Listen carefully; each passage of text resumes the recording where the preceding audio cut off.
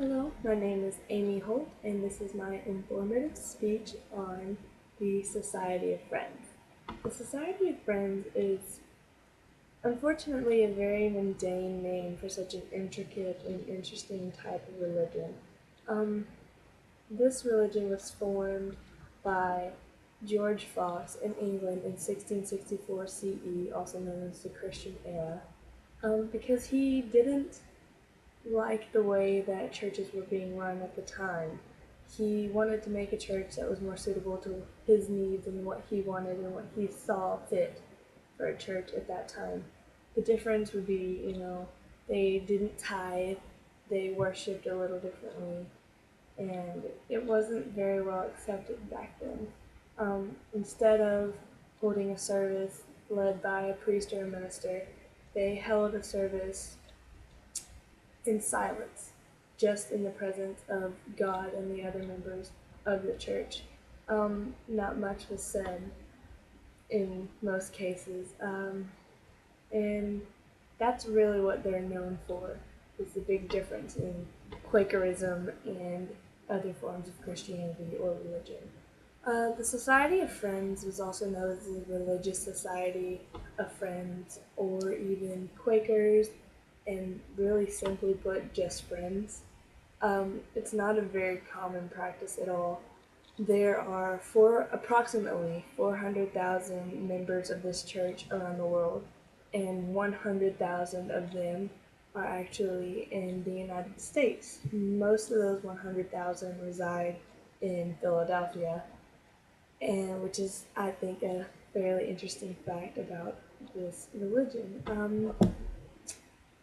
Quakerism has a goal that they try to practice in their daily lives, which is seeing the God in every person that they are forced to encounter with each day, which I deem extremely interesting and overlooked. The Quakers believe that God doesn't have to be communicated with through a priest or a minister or some higher power of believer. They believe that each person holds an inward light that which is also the Holy Spirit in them. And as a human being, you can and are encouraged to in this church to communicate with God through that inward light, which would be that little piece of God that each person is said to have inside of them. Um, the inward light is the reason that they practice the way that they do. They worship in silence so that they can really connect with that inner God that's in them.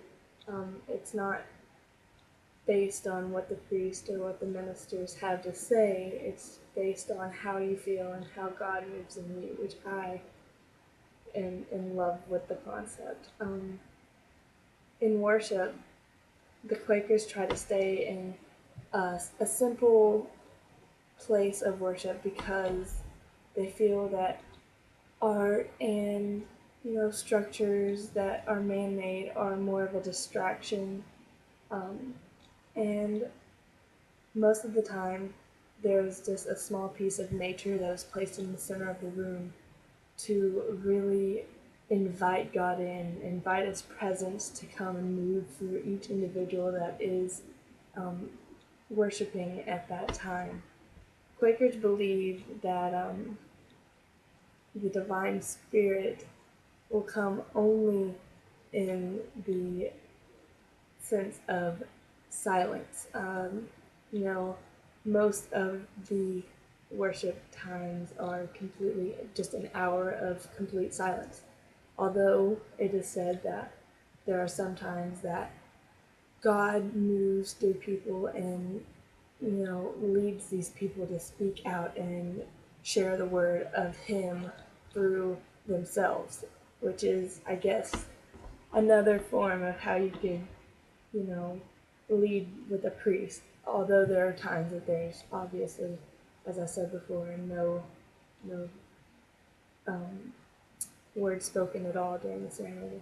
Um, these instances don't happen as often as it's silent, but um, Quakers believe that the divine spirit is in each human, and although there are people in your lives that may anger you, or people that seem lonely, or people that seem depressed,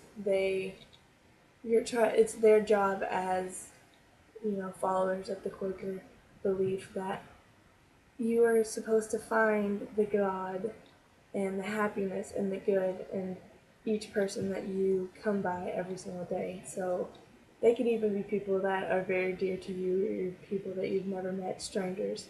Um, but it is their job to find that in each person.